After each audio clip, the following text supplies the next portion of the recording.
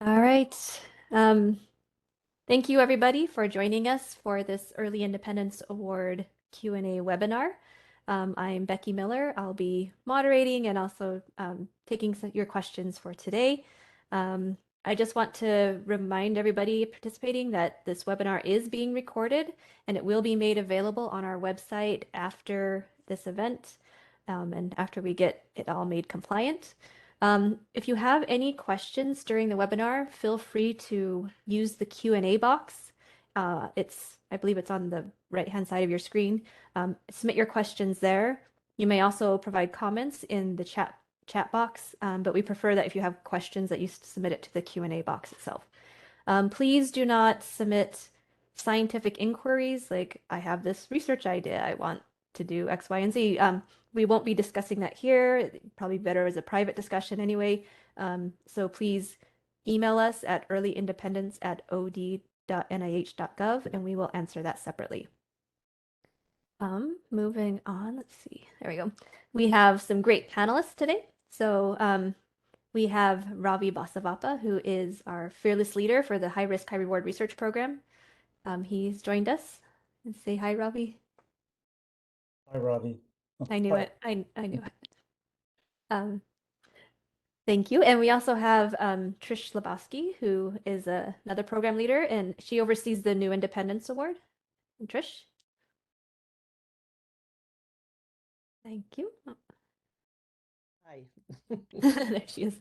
All right. And we have Suzanne Ryan, who is a very important person for the Early Independence Award. She's our scientific review officer. Suzanne? Hi, everybody. And we also have Ellie Marcia, who is oversees our operations for the program. Hi, everyone. So we will be running the webinar and answering your questions. I just want to note before we dig into Early Independence Award that we are part of the Common Fund.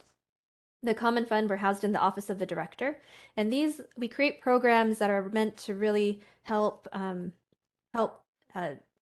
dismantle roadblocks that might be hindering scientific progress. And these are term-limited programs, so they're only going to be 5 to 10 years long. That's by congressional mandate. But they're really meant to just help spur and really help innovate specific science areas. And we have some fantastic programs out. This is a list of our current programs. But you can see we have a broad array of topics here, from things like helping to improve the resources.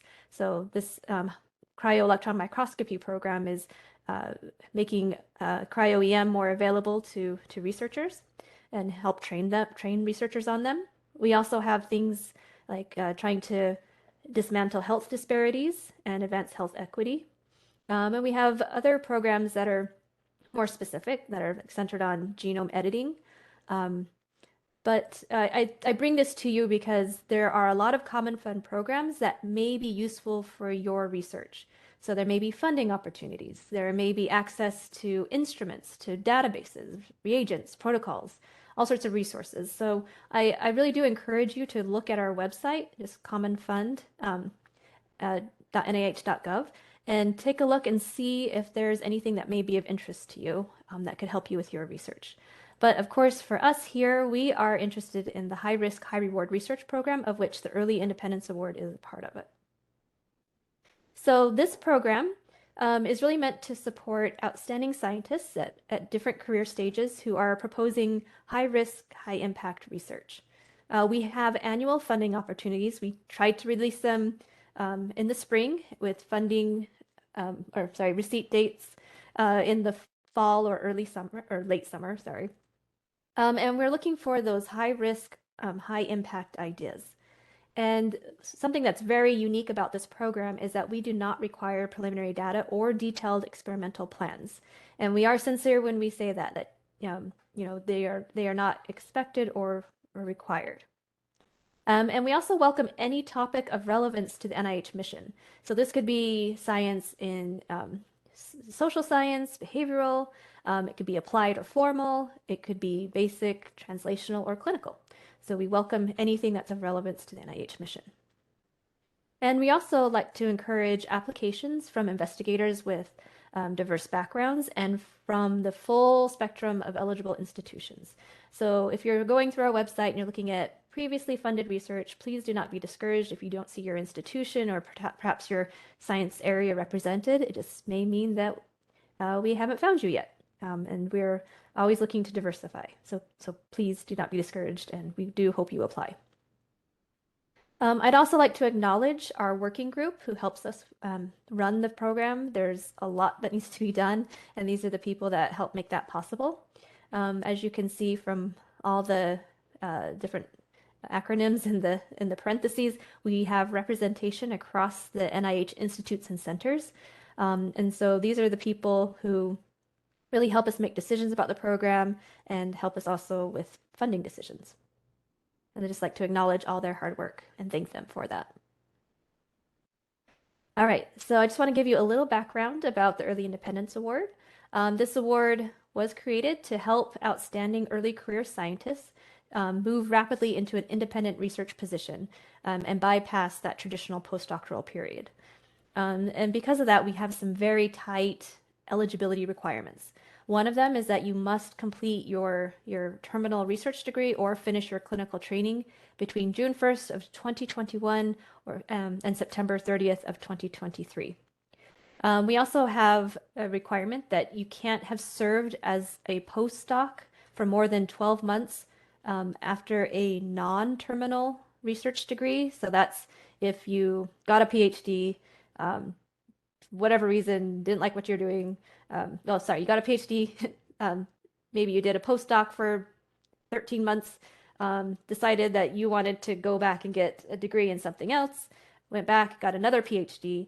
You would no longer be eligible because you served, that span 13 months after a previous non-terminal doctoral degree. You would no longer be eligible. However, if you graduate with your doctoral degree, you have one, and then while you're serving as a postdoc, while you're putting together your application, and then it happens to be past that 12 months, that does not apply to this rule. It's only for after non-terminal doctoral degrees. You must also be in a non-independent research position at the time you submit your application. So we define non-independence functionally rather than based on position title. There are 4 criteria that you need to meet for non-independence. The first one is that your research agenda is set through concurrence with mentors. The second is that the funding for your research is primarily coming through others as well, so it's not directly to you. The third is that the institution has not dedicated space to you for your research, so you don't have a wet bench space that's directly in your name. And here comes the thunder. And the fourth is that the institution will not let you submit an NIH R01 application without a special waiver or going through some process to get special permission. So those are the 4 criteria that we use to determine whether or not you're in a non-independent research position. So even though we require you to be in a non-independent position at the time you submit that application, we do require you to have the promise and the guarantee of an independent research position from a host institution. So this is the institution where you're going to conduct your research, and they're going to provide that position for you for the extent of the Early Independence Award. We do have a limit of 2 applications per institution, and we require you to commit 9.6 months each year to the Early Independence Award research project for the first 2 years. Following the first 2 years of the award, you can decrease your research effort, but you must still commit at least 9.6 months in the year to independent research. So maybe you have another grant that you get in. Whatever the mixture is, but you still need to commit a lot of time towards independent research. This is because we want you to really have enough time that you can focus on getting your research program established and up and running well. These awards are up to $250,000 per year for 5 years, and we do conduct site visits. They've been virtual for the last few years, but we do conduct site visits to just check in to make sure things are going well. And your award remains in the office of the director with me as your program officer. So for the DP5 application, as I said, we have a 2 application limit per institution. That's based on the institution's unique entity identifier. So if you have, if your School of Medicine has its own UEI that's separate from maybe the rest of the colleges by whatever other colleges, then each of those, the School of Medicine can submit 2 applications and the others can submit 2 applications. So it's based on UEI. Your research strategy essay is 12 pages long, and we're asking you to talk about your science challenge, why it's important, what's innovative about your approach, as well as your qualifications and how you see your development in the future. You're also required to complete a facilities and other resources section. And this is a really key component of the application. This is where the institution is going to list out all the things that they're going to provide for you in order for you and your research to succeed. So it should be very detailed, and it's a very important component of the application that should not be overlooked. For this, because it's $250,000, you're going to use a modular budget, which doesn't require too much information. As for letters of collaboration or letters of support, they should be included.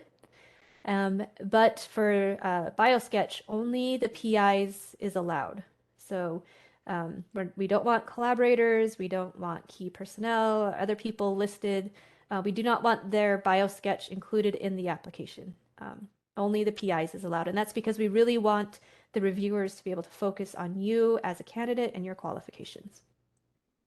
As we talked about, we have that 9.6 months that need to be dedicated to the DP5 project for the first 2 years. And we do require 3 to 5 letters of reference in your application. All right, so in a little more detail about the facilities and other resources. So this is what's going to be put together by your institution. This is, once again, a very important section that should not be overlooked. And it works best if you can tailor this section specifically to the candidate. So you don't want to use kind of the boilerplate language that won't tell reviewers much about how it's going to impact you. So we don't need to know like when the institution was established, you know, that kind of thing. What we're really interested in is what specifically is going to be given to this candidate that is going to help them successfully complete their research project, as well as help them advance their research career. So those are things like, are there special pieces of equipment that they need to have access to? Maybe bench space or computational support. Things like that that can be specific to the needs of the candidate is what's going to be most useful. It's also helpful in this portion to provide context for reviewers. So as you're going to learn about more from Suzanne, you have 2 groups of reviewers that you need to appease within your application.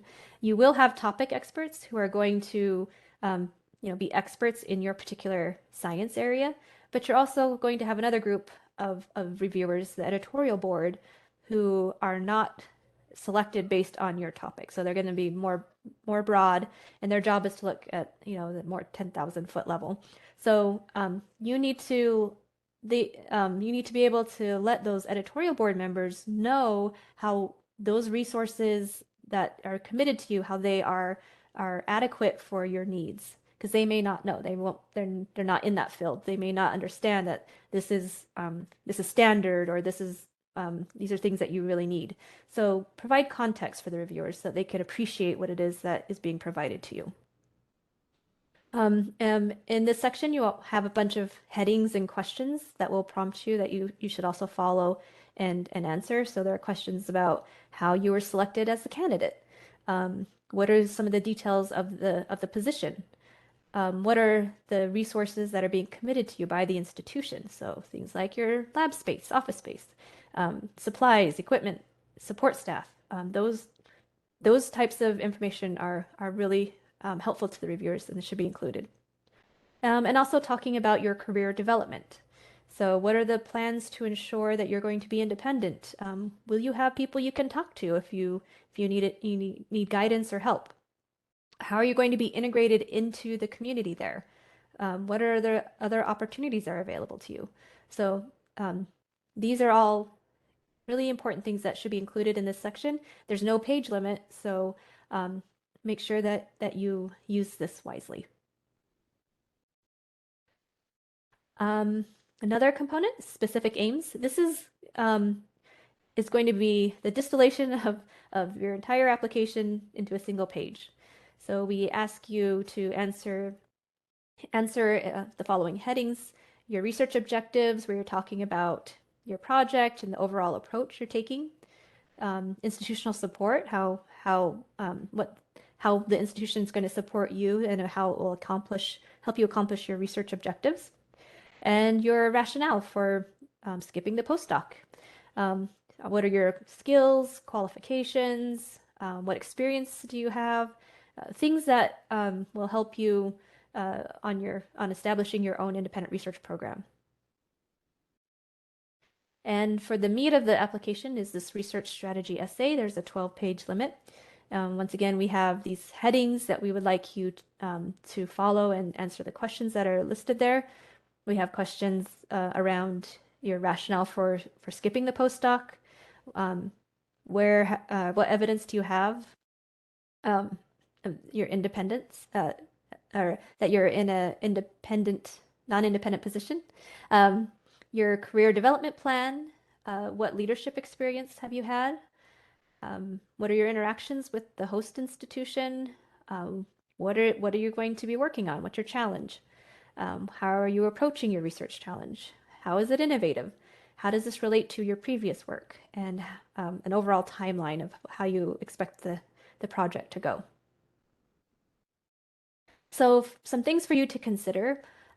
You want to be able to convince reviewers that you are ready for independence, that you have the resources, the support, the knowledge, everything that you need to succeed. And you also want to convince them that what you're studying is significant. It's really important, and you have a very innovative approach to addressing the very significant problem. You really want to make these reviewers feel confident that you are ready to begin your career, your independent career.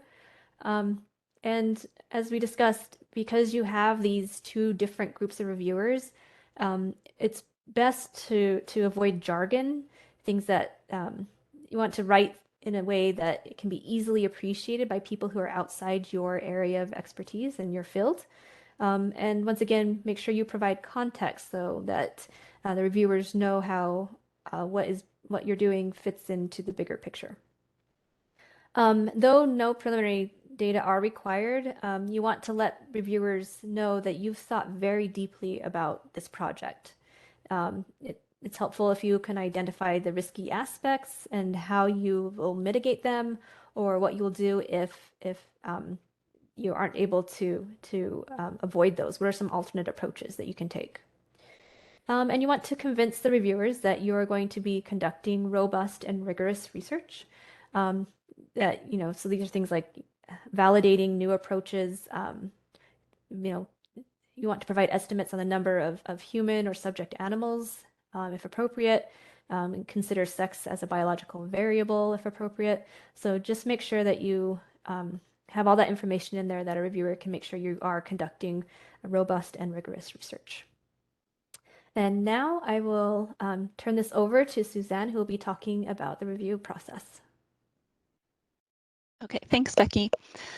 So I'm a scientific review officer, and at NIH, I'm housed within the Center for Scientific Review. We conduct the review of about 75% of all the applications that come into NIH, and I oversee and coordinate the review for the DP5 awards. Next slide, please. Thanks. So in terms of a broad overview of what the review stages are, and then I'll go into more detail about each of these later. Your applications are due by September 2nd. Make sure you start early. You don't want to miss the deadline because you run into computer errors where you don't have the right codes that you need to submit. So it's definitely a good idea to submit early. You won't have a chance to make any corrections after that September 2nd deadline passes. The first stage of review, as Becky alluded to, is going to be done by subject matter experts. So these are topical experts that are selected specifically for your application. They'll receive the applications in October and work on their reviews, submit them by December. After that, in January and February, it's turned over to our second stage reviewers, who are the editorial board members. They will read your application during the winter months and then meet in person, hopefully next year. We've been meeting by Zoom, but we may meet in person next year to discuss the final applications and provide final scores for your applications. And then the recommendations of those editorial board members are passed along to Becky and her staff, and then go on to the NIH Council of Councils in May, where final funding decisions are made. Next slide.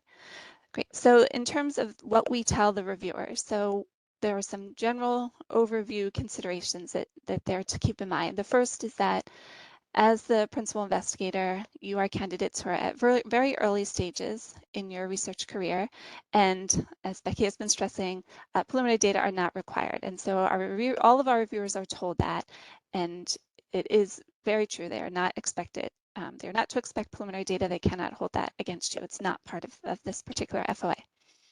They're also told of what the goals of this Early Independence Award are, and that's to enable you to start a productive, independent research career and do science that will have a significant impact on the field.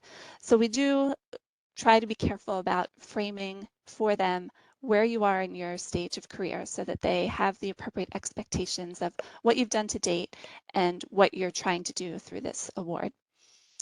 They're instructed to pay very close attention to the promise of the investigator, the institutional support and commitment, and then also, of course, the significance, innovation, approach of the science.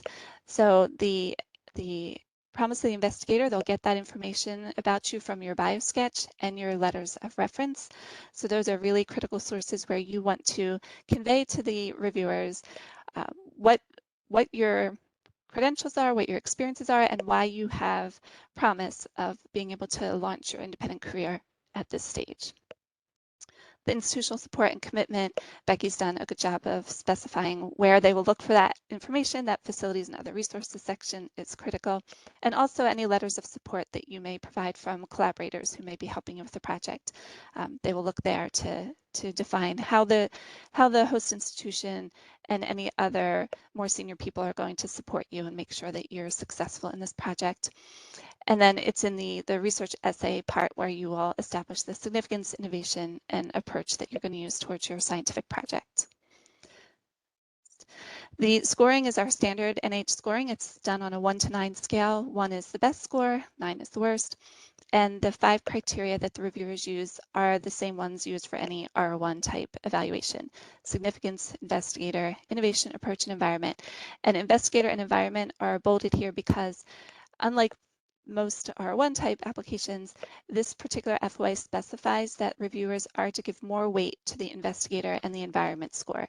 This is a person-centered award. R1s are project-based awards. You're trying to get funding to complete a particular specified project. For the DP5, you're trying to get money that will support you in launching an independent career. So this is a person-based award, and therefore the focus is on your credentials as an investigator and the environment that will be there to support you.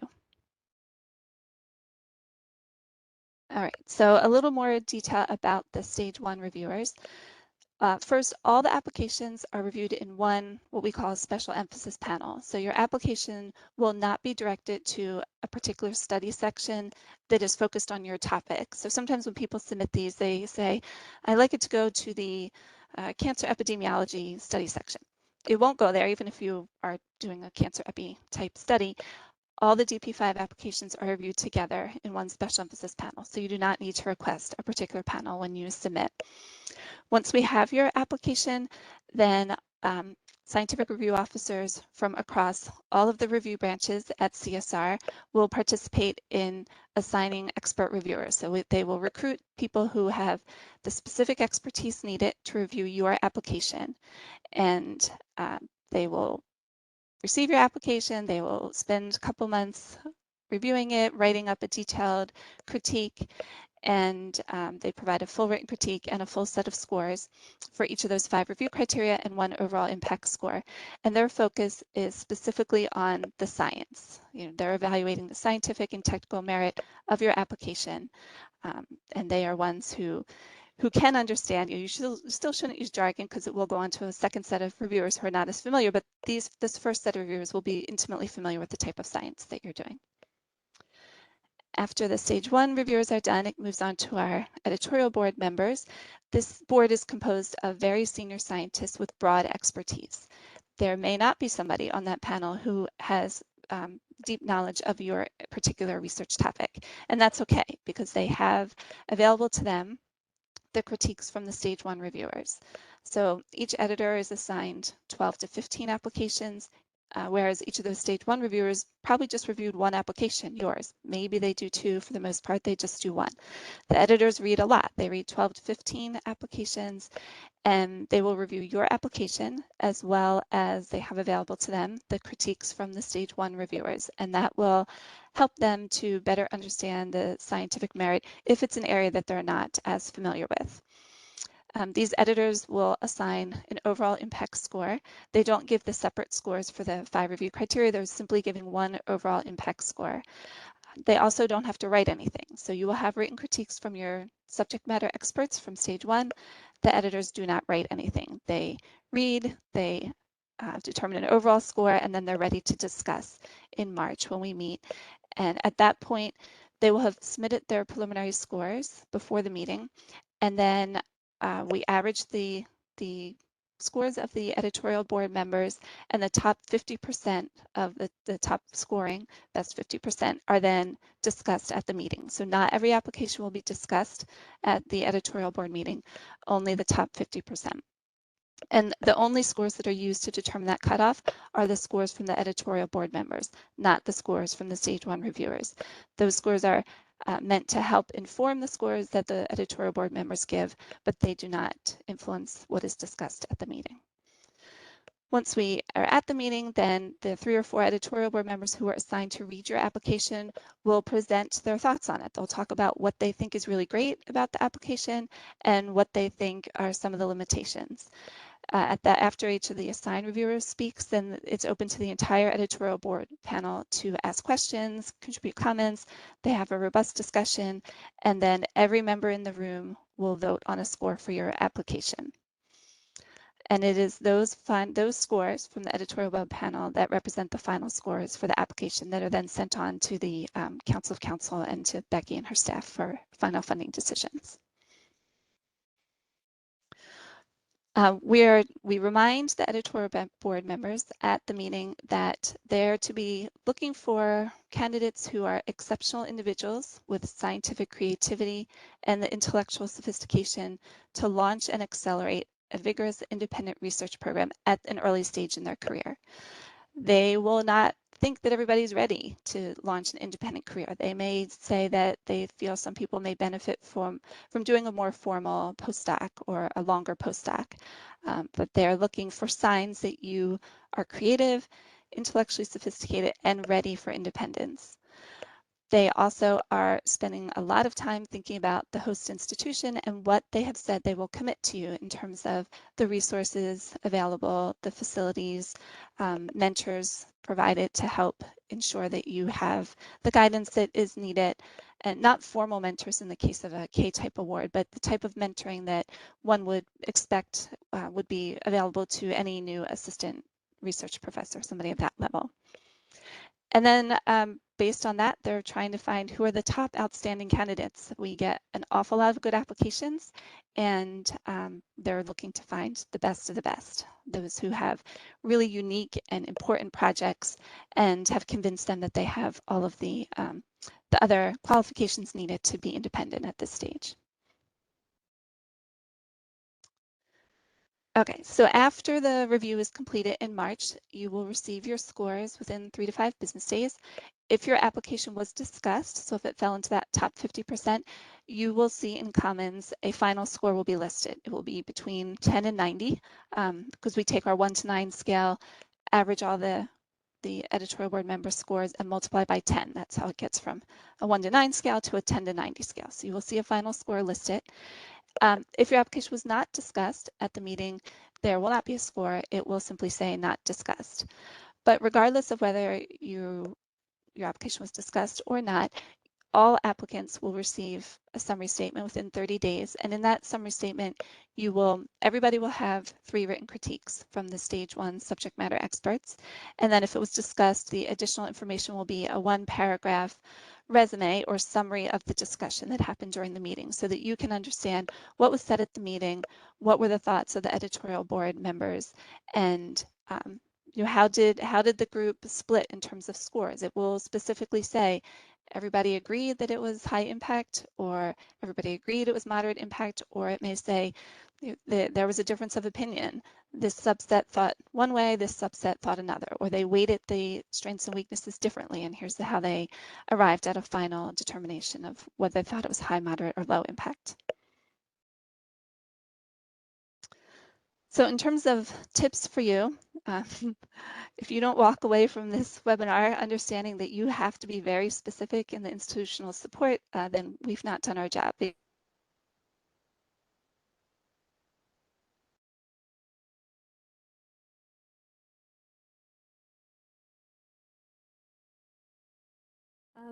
Can you guys hear me?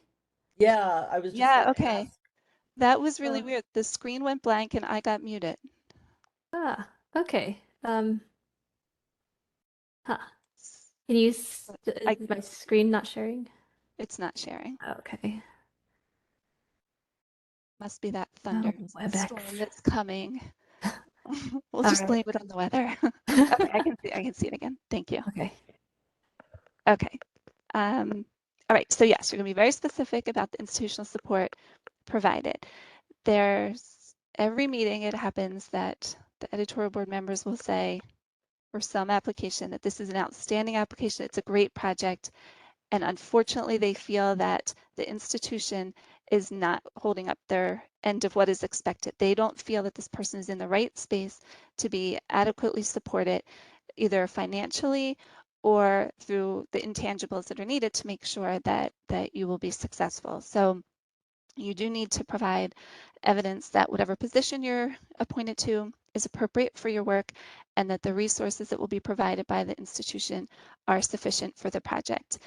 And as Becky was saying, because there's such a diversity of expertise among these editorial board members, and they may not know what is sufficient resources for your type of project, make sure that in that facilities and other resources section, that it is clear that the institution is providing X number of dollars, and that is appropriate for this type of research because why? You don't want them to look at a financial amount and think, that doesn't seem as large as it would be for the type of science that I do. It clearly must not be enough. It may be perfectly sufficient for the work that you're doing. You need to make it clear to them why that is the case. The letters of reference should not be generic. Make sure that you advise your letter writers to comment on what makes you unique.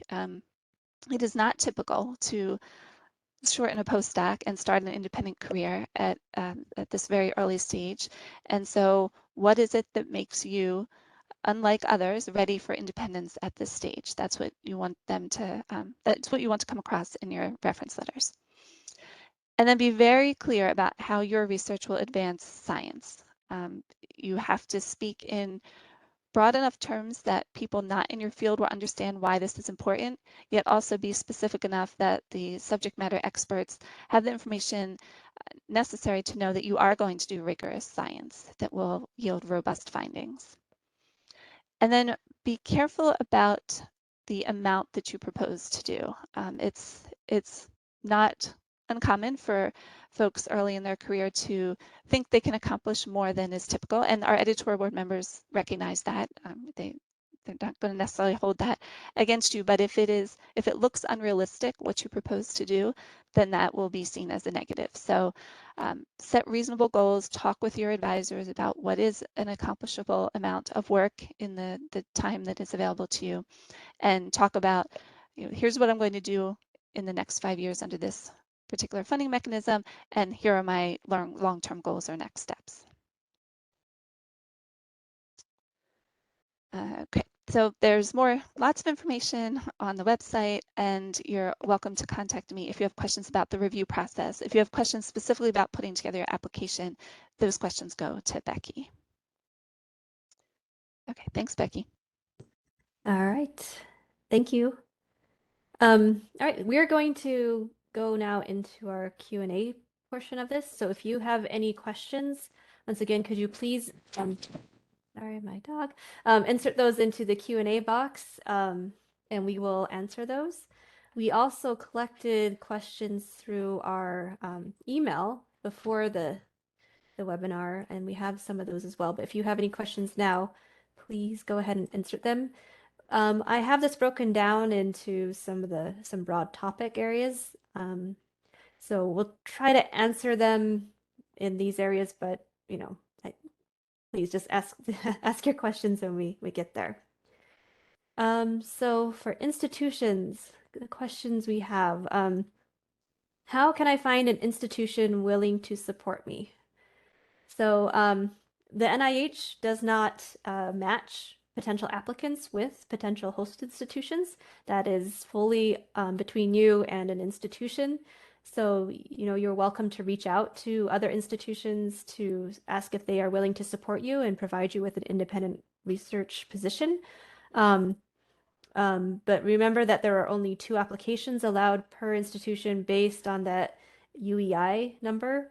So I know some institutions have a selection process that begins, in late May or June. So you'll need to check with them to make sure that they do not already have candidates selected.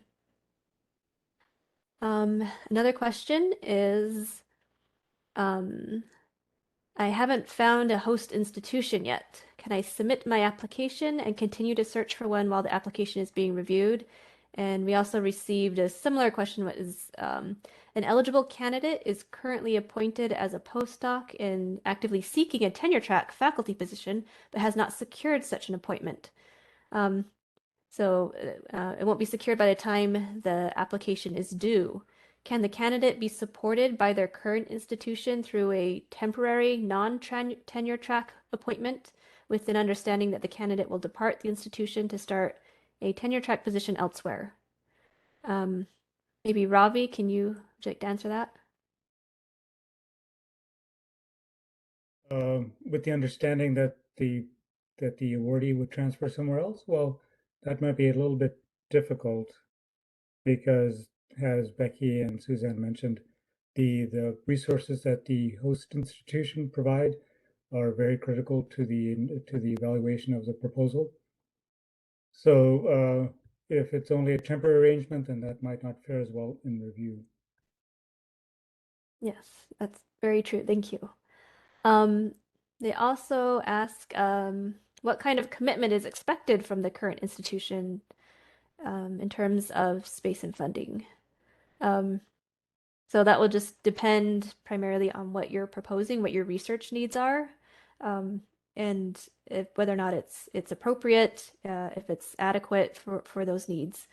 So just make sure that you provide, once again, context for the viewers that they can appreciate what it is that is being offered, and that they are aware of what is kind of considered standard for your area, your field. Okay. Another question: who should you contact? Who should you contact in an institution to see if they are willing to support you? The department chair or dean?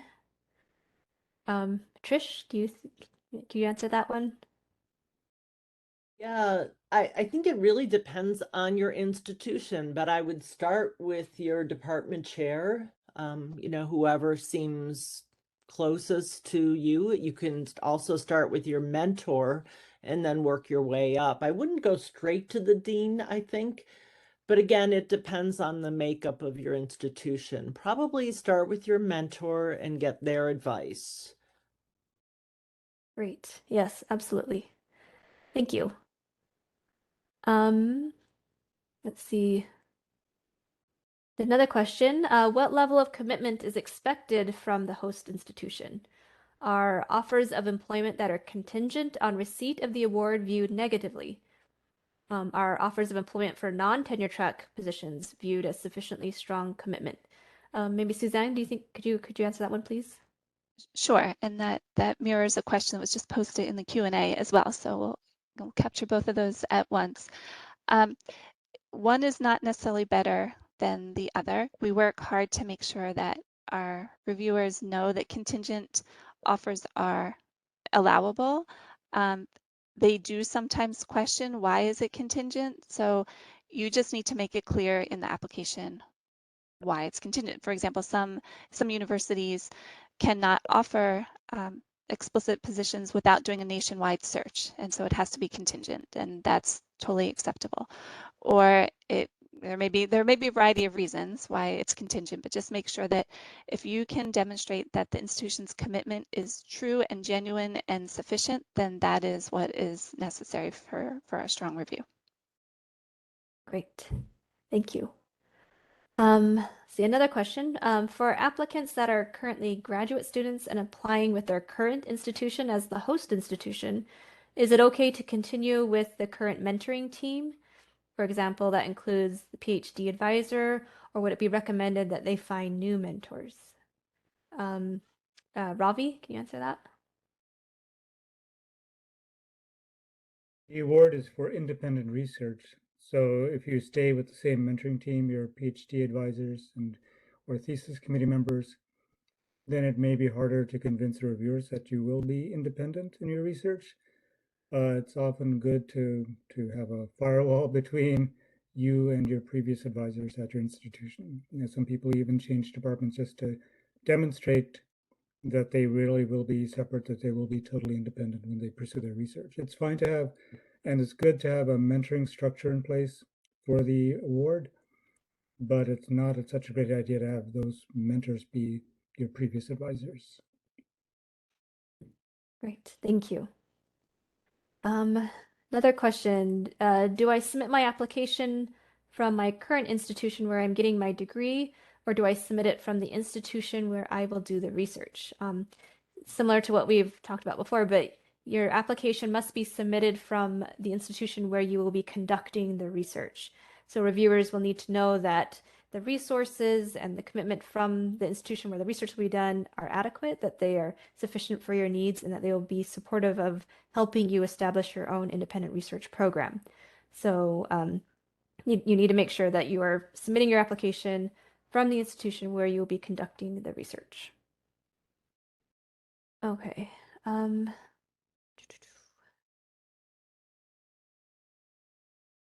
Let's see. There's a question in here. Should applicants apply from a specific department? You should be applying from whichever department you will be residing in, your research position will be at.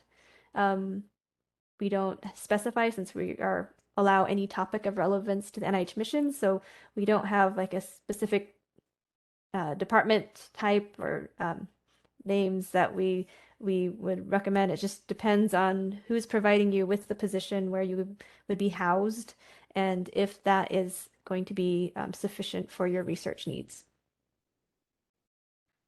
All right. Another question, what type of position does the institution need to provide to me? What does the typical institutional support arrangement look like for successful applicants? Trish, could you answer that one, please? I think they need to give you what you need to do your research. They need a clear commitment. You know, for example, if you're going to work with, I'm going to just make up an example, knockout mice, okay? There needs to be a mouse facility at the institution, and there needs to be access to perhaps a core to make those mice, for example. So you need to really show that you have what you need to do the research. Great. Yes, exactly. And I would say that there's not really a typical support arrangement because, yeah, it really, I think it just as Trish was saying, it depends on your needs. Just make sure that you provide that context for the reviewers, that they understand that you are being provided with sufficient resources needed to succeed. But yeah, there's really kind of no one size fits all. Let's see. Another question. What resources does the institution need to provide to me? Let's see. Suzanne, would you mind answering that, please? Sure, they need to make sure that they provide information about what type of financial support will be provided, what type of physical space will be provided. We need to make sure that you will have your own dedicated independent space, that you have access to whatever resources are needed, whether it's laboratory resources, data, computing facilities, whatever it may be, supplies, equipment, and also that you'll be integrated into the community of your department or whatever your research center is, so that you are fully supported by that host department, and also mentorship, the same that would a beginning research assistant would get, so that they are going to make sure that you are successfully following the path that will lead towards independence. Perfect. Thank you. And we have another question. So I am a MD PhD currently in residency. I may have an opportunity to be the PI on an investigator-initiated industry-sponsored clinical trial. Does this impact eligibility? So we don't have any restrictions on whether or not you hold other NIH grants, but we do require that you be in a non-independent research position at the time you submit your application. So if you are listed as a PI, it'd have to be looked at as to whether or not you fit that non-independent research position clause. So it may require a little bit more thorough look into the position to see how that would play out. So maybe you can reach out to us. I'm sorry, my dog is playing with the doorstop. Get out. So maybe you can email us at earlyindependenceword@od.nih.gov and we can discuss that further. Let's see.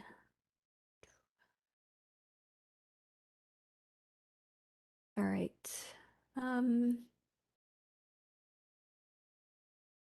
Okay. Is an application less likely to be funded if the applicant proposes to stay at the same institution in which she received her doctoral training? So this is similar to what Robbie had answered before, that you can stay at the same institution, but once again, you want to make sure that you are significantly different or taking a different path from your previous advisor, that you can demonstrate that you will be independent, that you have your own line of research to pursue, and that you have the resources and the commitment from the institution needed to follow that. Another question, let's see, can I transfer the award to a different institution if I move? And what is the process of transferring the DP5 to a different institution? Wait, Trish, could you answer that, please? Yeah, it's interesting about NIH grants. While you apply for them, they're not actually awarded to you, the applicant. They are awarded to your institution. So if you want to transfer them, the home institution, the initial institution has to say, yes, we'll let go of this grant. And the host institution has to be in a position to accept it. At the same time, the program officer at NIH, so Becky in this case, would have to say, yes, the new home institution has all the resources needed for the person to do their research. So it's not an easy yes or no question. Yes, they can be transferred, but there are many requirements that need to be met. Yes, and I will say though that transferring the DP5 is very common. So often receiving the DP5, it's great leverage for people to find other job positions. So it is something that we are very familiar with. But yes, there is a process that we can discuss when we get there. All right, thank you, Trish. All right. Let's see. Should personnel that will be fully committed to this project be covered or funded by the startup package funding listed in personnel or be described in the application under institutional support? Robbie, can you answer that?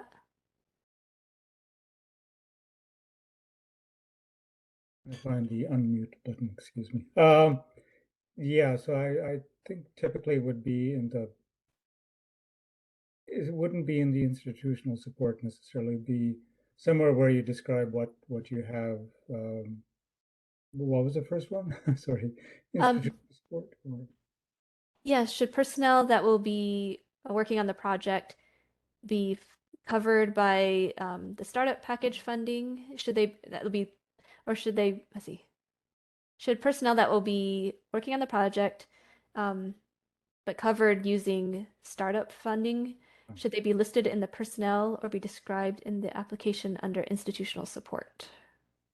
They can be specifically listed under personnel, but in the institutional support component, just a general description of the number of people that would be supported by the institution through the startup package can be described, but you don't need to provide the details there. Okay, great, thank you.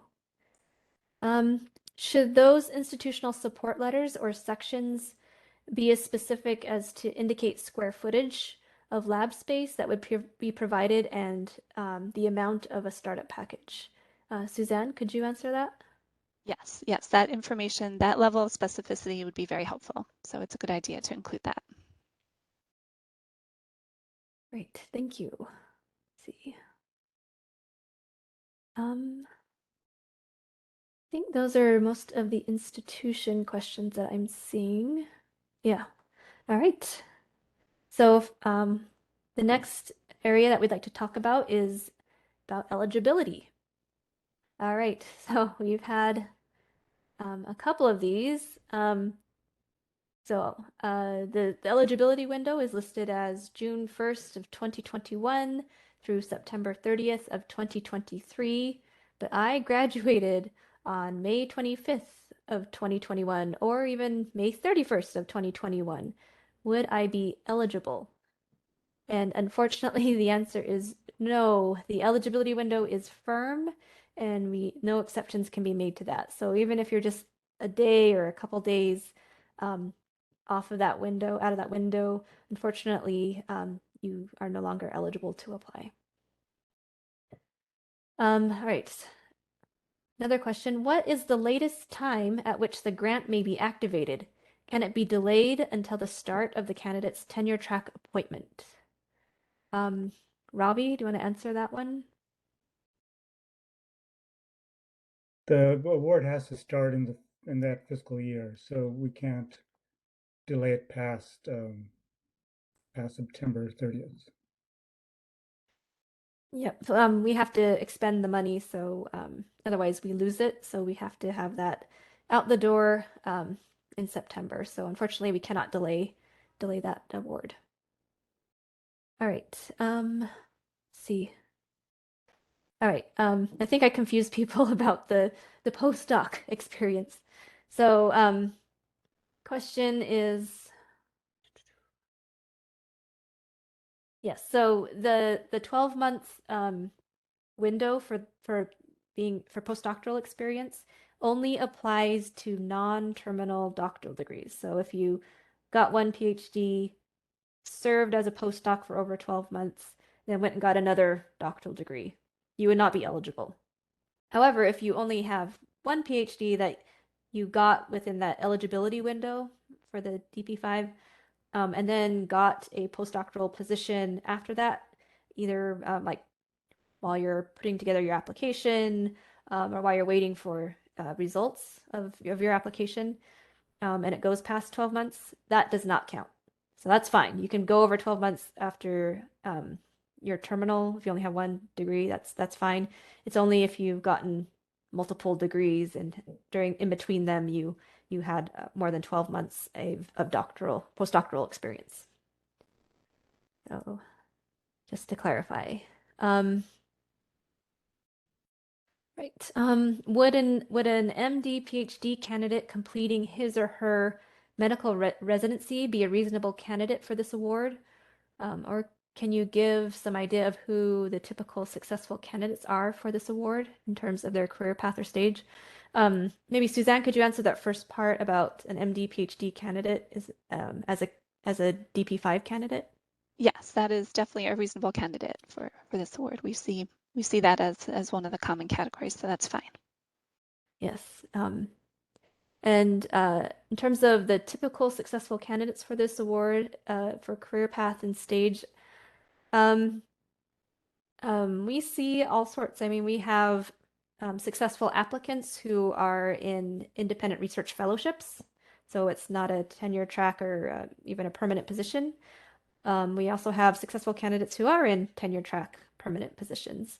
Really, the main focus of the review is trying to identify those people who are ready for independence, who have a really exciting, great idea to develop their research program around, and that they have this support, the commitments from the institution and others that are needed for them to succeed. So we don't really look too much. We ask the reviewers not to get hung up too much on whether the position is contingent or permanent or tenure track. What we're looking for really are kind of the broader picture. Is this person does they look like they will be successful in establishing their own independent research program? So and we have a wide spectrum of successful applicants. So lots of different career paths taken. Let's see.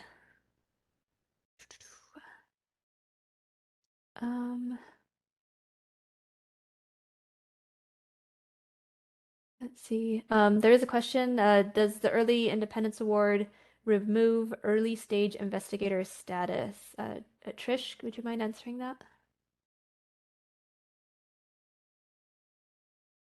Actually, I have to look that up. I assume it does not, but maybe I'm It, wrong. oh, it does. It does. See, I didn't know that. There's a list on the NIH website, if you Google ESI, that cover which awards will break that ESI status. So yes, it does.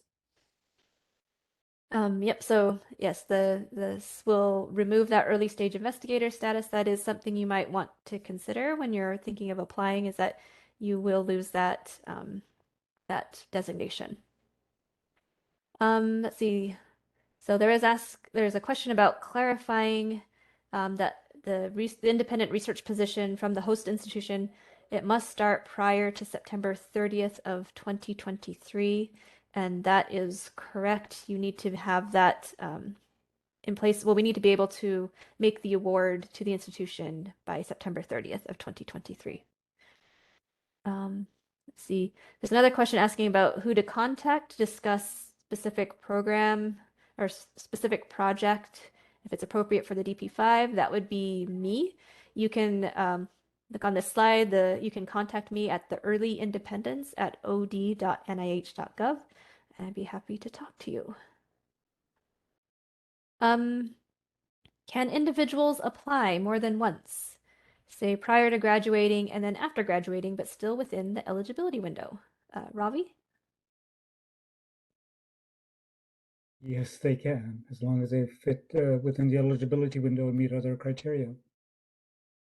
Yep, absolutely. And as long as you have that institutional support, you are welcome to apply.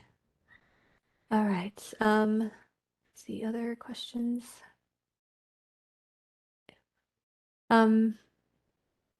Here's a question about let's see. About mentoring. Okay, so can a case be made for independence if one is mentored by a PhD advisor or committee members, but the research topic is unrelated to the advisor's research? Ravi, want to answer that?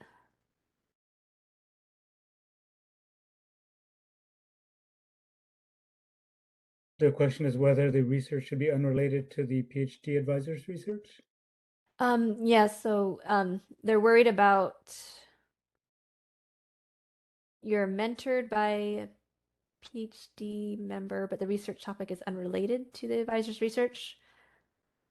Oh, I guess you can use that if you are working on something that you've developed yourself, but you're still under the mentorship of your advisor or a mentor, um, you can use that as evidence of your independence, that you have established your own line of research even while you're still under mentorship. So you can use that as actual kind of proof that you are able to conduct your own research, have your own ideas, and to successfully put together projects. Right, so that would be a good thing, actually. Yeah, that would be a good thing. I And think if I could just add one thing, Becky, please. Mhm. You would have to be, I would suggest that you be very careful though about explaining to the reviewers why you would want to stay, to continue be mentored by your previous advisor if you're changing topics to something that's unrelated to that advisor. What is it about what you would gain from that advisor that you feel you need to stay with them as your primary connection, even though you're doing work that's unrelated?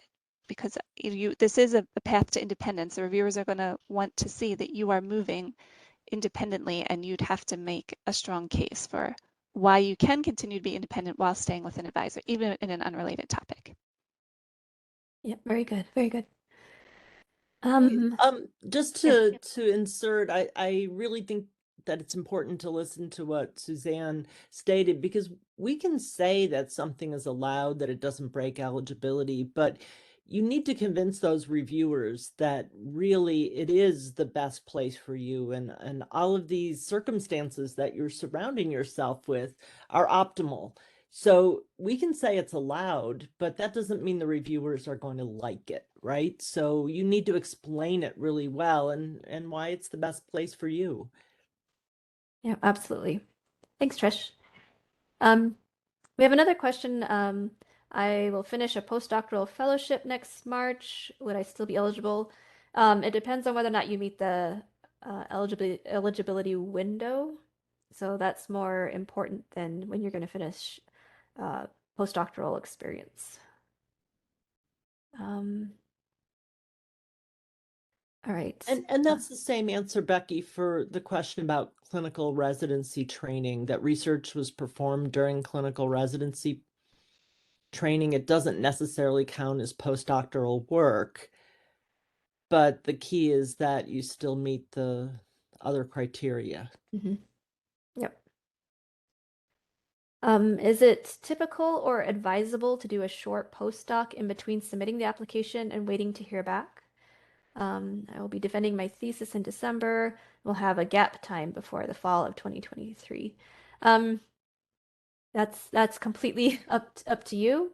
I mean, if there are other skills that you would like to hone during that period, then a short postdoctoral stint wouldn't hurt you. Certainly, that's really, I guess, dependent upon your case and your situation. Would substantial research experience greater than 10 years gained prior to enrolling in the PhD program be considered a negative or a positive? That's that can be tricky. I'd say, I mean, the important thing is that you're building your case around it's how you build your case. So you can talk about how this experience has enabled you to develop all the skills and the qualifications that you need to launch your own independent research program at this point. You can talk about how it's helped you develop maybe leadership skills. It helps you have, like, hopefully gain productivity during that time with publications, speaking opportunities. Those types of things are all very positive. Where it could be negative is if it seems that that you've kind of are lost and you've been floating around and you don't really have a clear idea of what it is that you want. I mean, those could be negative, but I think it really depends primarily on how you're developing your application and your story around it, and whether or not reviewers see it as a plus or a negative. Let's see.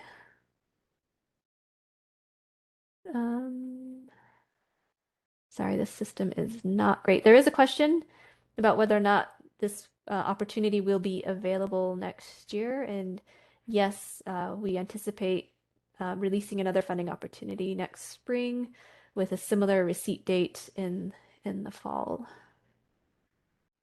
All right.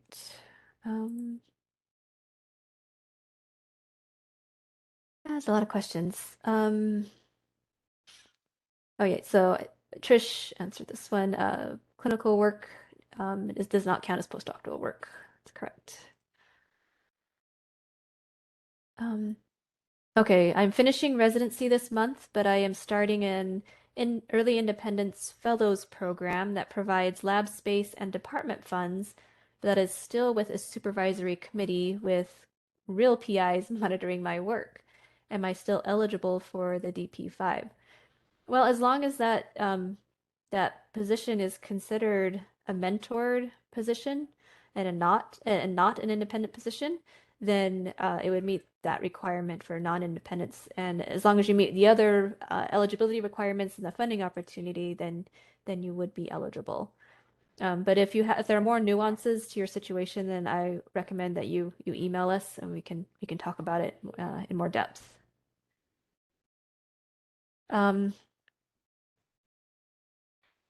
Yeah, there's a couple of repeats about whether or not clinical residency, like if you do research during that time, if it counts as postdoctoral work. No, we don't disentangle your clinical residency or your training with which parts of it might be considered research-based. It's very difficult.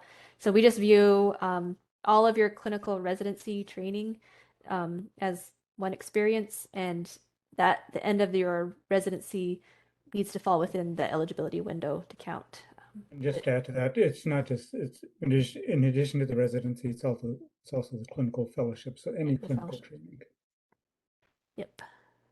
Okay, great. I think we're catching up. All right, but we need to Becky, move on. there are a couple of questions people put into the chat by Oh. accident, and I'm going to read one to you. Okay. So you don't have to fumble. I'm currently supported on a NIH T32 fellowship with promise of an independent position at the end of my fellowship or immediately if this award is granted. Is this agreement okay? Yeah, absolutely. If you're in a T fellowship, you're in a non-independent position, so that's good. And if it's a contingent position, based on the DP, receiving the DP5, that is fine with us as well. And so as long as you meet those other eligibility requirements and the funding opportunity, it's all good.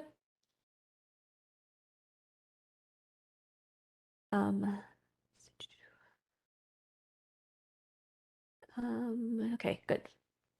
All right, let's move on then to questions about application and submission. So there are, let's see, questions about a limit to the number of collaborators, and also what to highlight and ask collaborators to write about. Ravi, could you answer that, please? There is no strict limit about the number of collaborators, but if you have many, then it may seem like it's a team science effort. Like was said before, this is really a person-based award. It needs to be clear to the reviewers that you're the one who is setting the scientific agenda. This is your scientific vision that's being pursued. But if it comes off like, if you're just one of a team that's pursuing the research, then that might not fare as well. So a large number of collaborators may not be good. And what should be in the letter of collaboration should be more than just a generic form, boilerplate language saying that, yes, I'd be happy to participate in this research. It should be more specific about what he or she would provide to the research, the expertise that he or she would bring, and the responsibilities that he or she would have in the conduct of the research. Great, thank you. This question about is the research proposed expected to be a natural extension of or sufficiently distinct from the applicant's research program thus far? And I think once again it's looking at what your needs are. So you need to have the skills and the qualifications needed to conduct the research that you're proposing. So in that case, then, you are expected to have that experience, um, and have sufficient background in that area that you can conduct the research that you're proposing. Um, but what we're also asking for is also think about longer term and how you can develop, how you're going to be developing your own independent research program. So an extension of that. Um, where do you see this project leading for you down the line as you're developing your careers? So it can be a natural extension of what you've done before. But if your advisors or your previous mentors are also in the same research space, you need to be careful and make sure that you articulate how you're going to diverge or there are differences in the pursuit of certain areas. Those types of issues can make reviewers a bit wary if there might be some competition with your previous advisors. So think about that as you're putting together your application, and make sure you talk with those previous advisors and mentors. Make sure that you guys are on the same page. Let's see. All right. So how should we assess whether our research project and agenda is high risk, high reward? Is the DP5 an appropriate grant mechanism for health services research? Ravi, do you want to answer that? Health services research certainly is welcome for the Early Independence Award Initiative. Anything within the broad mission of NIH is welcome. But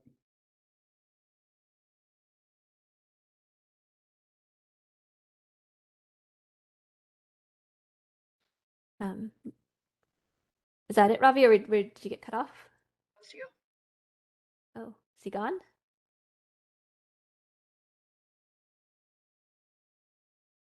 Okay, I think we lost Ravi for a sec there. No longer has a microphone by his name. WebEx. Okay, and I lost the question. Where'd it go? Okay, well, when he comes back, oh, let's see, there it is. So how should we assess whether a research project is high risk or high reward? So for this particular initiative, we do want really innovative research. We're looking for things that are addressing significant problems, and that you have an innovative approach to addressing it. But we're not thinking of it in the same sense as some of the other initiatives in the high risk, high reward research program where, it may not pan out. In actuality, we really want to make sure that your project that you're proposing is feasible, doable, because you're basing this as it's the foundation of your independent research program. So while we want to have innovative and interesting research that's addressing significant problems, we also want to make sure that you are going to be able to be successful so that you can build a program off of it in your career. So keep that in mind. apologies, I'm back. Oh, there he is. Okay. Yeah, WebEx. All right. Yeah, but relevant to, if I may just elaborate a bit. So it shouldn't be not necessarily a natural extension of the next logical steps of what you've been doing there. It should still be a bit of a jump for you and for the field. It shouldn't be, because if it's something natural extension and you're going to be independent anyway, then you might submit an R1. That's one question that the reviewers might ask. Well, why not? If you already have lined up an independent position, then why not just submit an R1? If it's the sort of standard research that you're proposing, it should be something that captures the imagination of the reviewer, saying, "Oh wow, that is a cool idea," and should be like Becky said, though, it should be not so wild and crazy that there's a relatively small chance that it'll actually work. Yeah, great. Thank you. Let's see.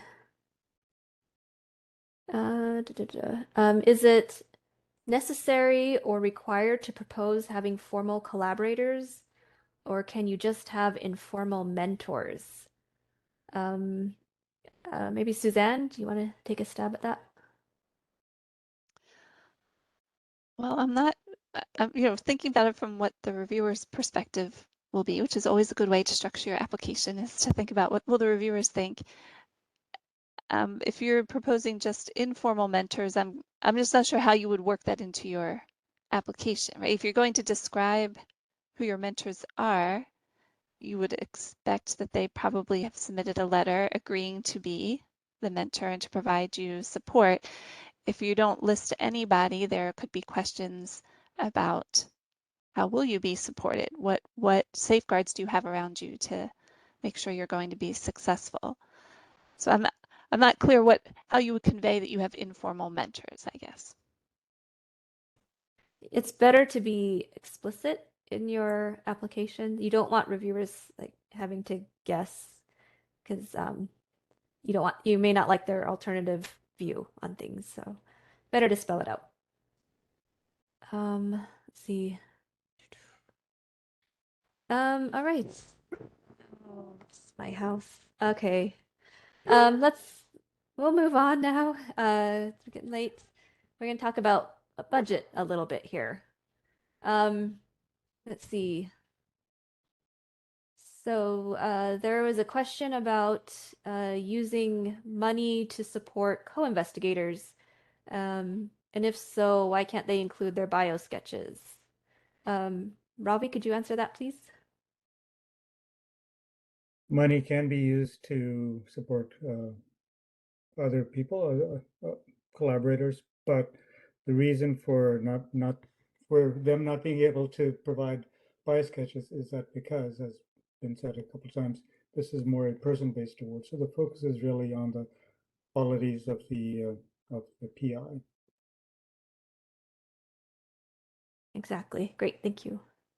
There was a request to kind of clarify a previous answer we gave. The question is really about, do you need to have people you collaborate with scientifically, or can you just have people that advise you? So, see, Ravi, did you answer that one before? No, I don't think so, but I Oh. think I think this is where this is coming from. So the mentoring committee shouldn't necessarily be scientific mentors. We're interested in having a group of people, more senior investigators at your institution who know how to navigate the local system, and have a history of being successful at the institution, being there to advise you, not necessarily on the science, but how to navigate your career path. When to hire people, what sort of qualities to look for, what to do when people in the lab don't seem to be working out, how to manage a lab, all those sort of different things, those more intangible things that are really necessary to have a successful, vibrant research laboratory. All right. Thank you. I guess this is kind of budget. How many awards are typically offered per cycle?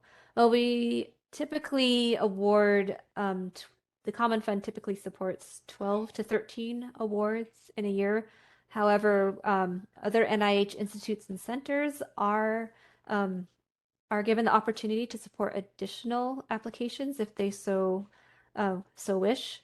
So sometimes those numbers can be higher, but we do aim for about 12 to 13 in a year. All right, let's go ahead and move on. There's some questions about letters of reference. Let's see. If we provide letters from formal mentors, should those be included as letters of reference or appear elsewhere in the application? Maybe Suzanne, could you take that? Yes, if there are people that you intend to help you with this particular project that you're proposing the application, then it's best to have them appear as letters of support. The letters of reference are typically from people who are not planning to be involved in your research, but can speak about your qualifications based on their past experiences and knowledge about your work. Great, thank you. And let's see, who make the best referees? Maybe Trish, do you want to answer that one? Sure, yeah. For a letter of reference, you want someone that knows you pretty well and maybe has known you for more than a small amount of time. So you might think about your thesis advisor, perhaps, depending on, what you're planning on doing and the nature of your application. Maybe members of your thesis committee. They could also be individuals that have mentored you in specific scientific projects, like a collaborator or something. They shouldn't really be a collaborator on your current award that you're writing. They should really, as Suzanne said, be able to tell the reviewers about you and your ability to drive the research and to be independent as a scientist. Absolutely. Thank you.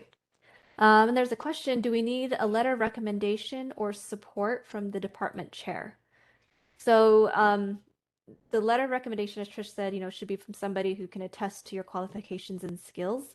And you also want to avoid conflicts of interest, which is likely if that person was the department chair. However, they are welcome to submit a letter of support to kind of talk about their commitment to you, how enthusiastic they are about you joining their department. That kind of thing is appropriate as for letter of support. But letter of recommendation, you want to find somebody who can attest to your skills, and it's best to avoid people with conflicts of interest. Okay, moving on. Letters of support. We had some questions about foreign. Okay. Any special considerations to be given to international collaborators or mentors? Any additional explanation or documentation that needs to be provided? Ravi, can you take that? Yeah, it would be good to, I mean, the PI must be at a U.S. domestic institution. But the PI certainly can conduct research that's international and have collaborators that are international. We have several examples of that. But you would need to provide a justification of why this needs to be done abroad. Is it because of the specific diseases? Are they tropical diseases and you need to be, in a certain area of the world to conduct the research? So such a rationale would be very useful. Great, thank you. Should we include letters of support from non-scientific, more senior investigators who provide formal mentorship? Suzanne, do you want to take that? I think that's in line with what was answered earlier, is that you want to make sure that you have people who can help you not just with the science, but with navigating an independent path, and whether that is about how to structure your career to work towards tenure, or how to manage a lab and a budget within a lab. Those types of mentoring situations and relationships are very helpful. Great, thank you.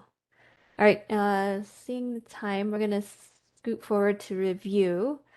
So for you, Suzanne, do we designate in our application if it's to be directed to a particular NIH branch, such as NCI, NIAID, etc.?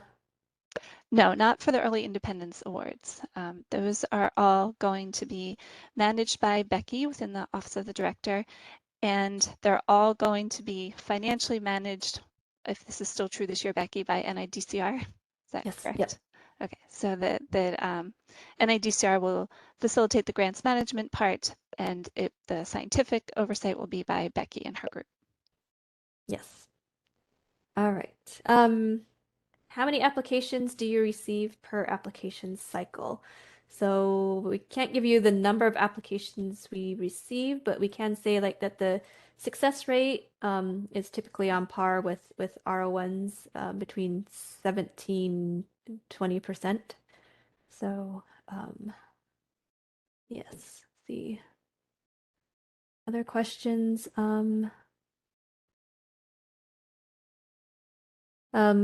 For you, Suzanne, do I have to have a large number of publications to be competitive?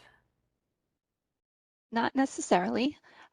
It will depend on your field. It will depend on your stage of career. If you're submitting an application and you have not yet completed your dissertation, then the expectations would be different than somebody who has done an MD and a PhD and a residency and a fellowship. The reviewers do consider that separately. And also the field matters. There are some fields in which publications come fast and furiously, and other fields where it takes a lot longer to get something published.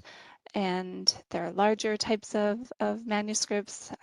For example, in economics, manuscripts are often 50 pages, 1 or 2 people only who are working on them. Those take a long time to get published versus epidemiology, where there could be 25 to 30 people on a publication, and those are turned out a lot more quickly. So it's not number of publications, it's not the impact factor of the journal that is important. It's, are you showing that you're productive? Are you writing high quality work? Is it work that's been recognized by peers in the field?